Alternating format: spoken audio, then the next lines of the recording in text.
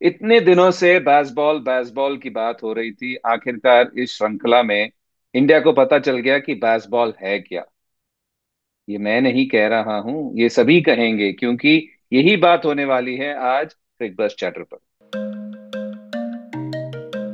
देखिए, जिस हिसाब से कल वातावरण थे, जिस हिसाब से आज सुबह वातावरण थे, और जिस हिसाब से जहां इंडिया ने फिनिश किया 358, मुझे लगा एक अच्छा स्कोर था। हालांकि कल रात को मैंने कहा था कि यही कोशिश रहेगी इंग्लैंड की कि 350 और 375 के बीच में इंडिया को आउट करे, और भारत की तरफ से वो पूरी तरह से कोशिश करते कि 400 420 रन बन जाएं, पर हुआ नहीं। क्योंकि आते ही आज रविंद्र जाडेजा को चलता किया, बहुत ही बेहतरीन गेंदबाजी वहां पर नए गेंद के साथ जोफ्रा आर्चर से। जोफ्रा आर्चर लेफ्ट हैंडर्स को बहुत अच्छी तरह से डालते हैं, और आज उन्होंने फिर से दिखाया कि क्यों वो इतने बेहतरीन गेंदबाज हैं। रविंद्र जाडेजा जो इतनी अच्छी बल्लेबाजी करते आ रहे थे, पहला झटका पूरा वहां सुबह सुबह लग गया था। उसके बाद शार्दुल और वॉशिंगटन सुंदर ने बड़ी अच्छी पारी खेली। और ये अच्छी सोच थी। मेरा मानना यह है कि कभी कभी हम बात करते हैं कि कुछ बल्लेबाजों को टाइम निकालना है, कंडीशंस को खेलना है, पर शार्दुल ठाकुर ऐसे बल्लेबाज नहीं है। शार्दुल ठाकुर काउंटर अटैकिंग बल्लेबाज हैं। अगर उनको मौका दिखता है तो वो शॉट्स खेलते हैं, और ये सोच सकारात्मक सोच सही है। तो जिस हिसाब से वो खेल रहे थे उनके, वो जब आउट हुए, एक बेहतरीन कैच बेन स्टोक्स की गेंदबाजी पर, मेरे को लगता है भारत खुश होगा 358 में, क्योंकि कंडीशंस काफी इंग्लैंड की तरफ थे। देखिए, हम स्टोक्स की तारीफ करते चले आ रहे हैं, क्योंकि एक्स फैक्टर के साथ वो जो जी जान लगाते हैं बतौर प्लेयर, बतौर कप्तान, और जिस हिसाब से उन्होंने सब रिसोर्सेस को हैंडल किया, आउटस्टैंडिंग। और अगेन गेंदबाजी की हम क्या बात करें, कभी कभी लक नहीं आपके साथ होता, पर इस बार गेंदबाजी के साथ अच्छी कैचिंग भी हुई, उनके साथ लक भी था।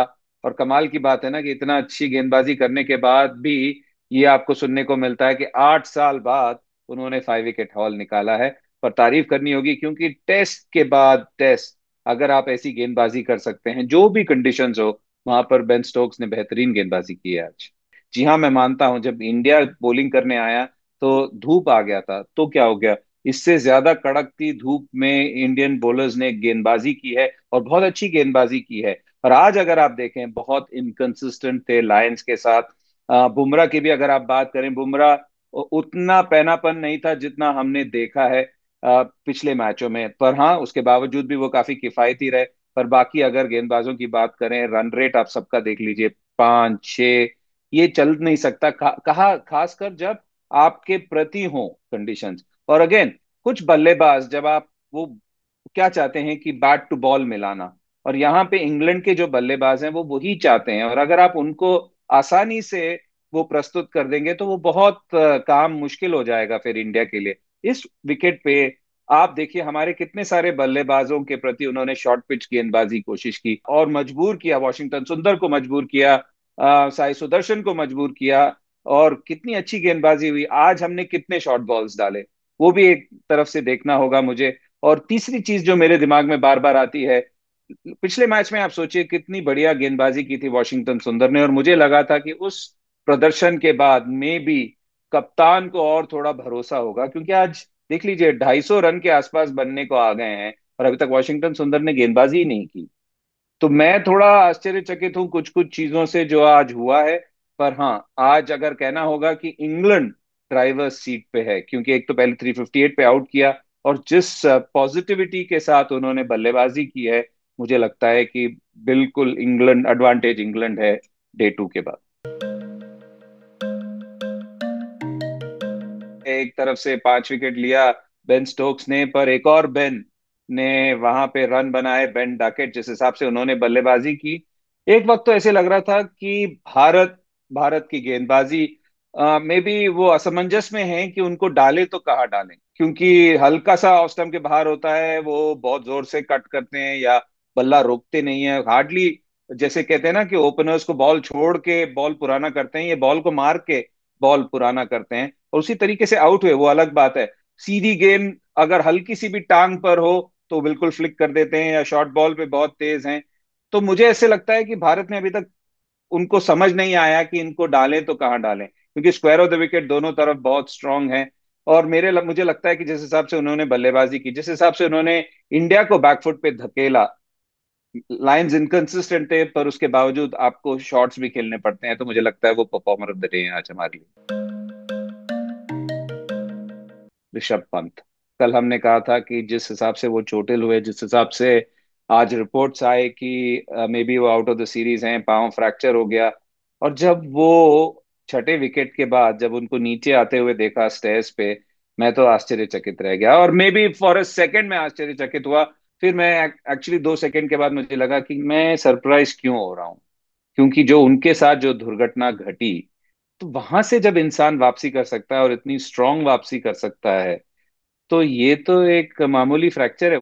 और उसके बाद उन्होंने मतलब इतना ब्रिलियंट कमबैक किया है, तो ये क्या है। और एक और बात, उसके बावजूद जिस हिसाब से वो आए, जिस हिसाब से उन्होंने बल्लेबाजी की, जोफ्रा आर्चर को छक्का लगाया, अपना हाफ सेंचुरी पूरा किया, मुझे लगता है कि अगर दूसरी छोर से विकेट नहीं गिरते तो वो एक अलग तरीके से खेलते और रन बन सकते थे। पर मतलब सीरियसली आई थिंक पूरे, मुझे लगता है जितने भी लोग जहां पे भी बैठ के मैच देख रहे होंगे, जब उनको सीढ़ियां उतरते हुए देखा होगा, तो सभी खड़े होके ताली बजा रहे होंगे, क्योंकि मैनचेस्टर का मैदान तो बजा ही रहा था। आप इंग्लैंड के समर्थक हों या इंडिया के समर्थक हों, इस करेज को, इस ब्रेवरी को, इस रेजिलियंस को आई थिंक आप बिल्कुल सल्यूट करेंगे। और मुझे लगता है जहां पे भी, अगर आप कुर्सी पे बैठे हो, सोफा पे बैठे हो, बिस्तर में बैठे हो, मुझे लगता है सब खड़े होके उन्होंने एक सलामी ठोकी होगी ऋषभ पंत की ब्रेवरी के लिए आज। देखिए, आज वो भाग नहीं पा रहे थे, और उसके बावजूद जो, जैसे मैंने कहा, जोफ्रा आर्चर को छक्का लगाया, इन द प्रोसेस वो वीरेंद्र सहवाग को उन्होंने इक्वल किया, मैक्सिमम सिक्सेस। और ये सोचना होगा कि ये वीरेंद्र सहवाग से कम मैचेस खेले हैं, तो जितना और खेलेंगे और कितने छक्के लगेंगे। जो आज एक चीज जो मेरे लिए स्टैंड आउट किया वो ये था, मैंने पहले भी बोला कि अगर अभी तक देखें श्रृंखला में काफी विकेट्स फ्लैट थे, शुभमन गिल ने भी कहा था कि विकेट्स काफी फ्लैट हैं, बैट्समैन के पक्ष में ज्यादा है। पर इस मैच में और आज का दिन मुझे लगता है सबसे ज्यादा स्विंग हुआ है, स्विंग और सीम दोनों हुआ है इस पूरे श्रृंखला में।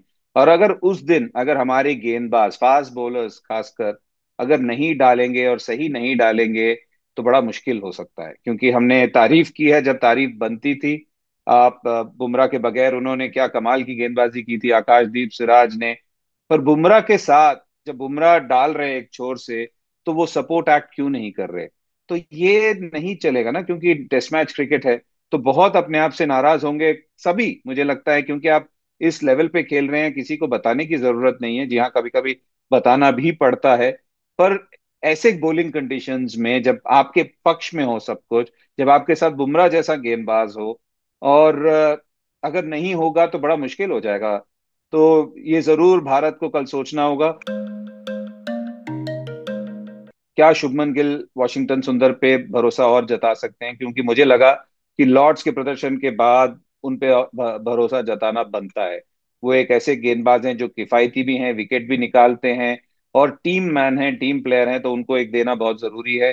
कल बहुत इंपॉर्टेंट है कि लाइन एंड लेंथ ना खोए, ना भटके भारत, क्योंकि अगेन वापस वही आ जाता है। आप अच्छे प्रेशर क्रिएट करते हैं अच्छे लाइन एंड लेंथ से, वहां से एक मैजिक डिलीवरी डलता है। मैजिक डिलीवरी के खोज में डालते चलेंगे तो रन इधर उधर चलते रहेंगे, और आप जहां मर्जी फील्ड सेट कर लीजिए, रन निकलते रहेंगे, रन बहते रहेंगे। तो मुझे लगता है कि अगर नहीं कर पाया इंडिया कल पहले सेशन में, तो बहुत दूर चले जाएगा ये गेम हमारे हाथ से। तो बहुत इंपॉर्टेंट दिन रहेगा, और वापस तीसरे दिन के बारे में बात करेंगे हम क्रिक बस चैटर।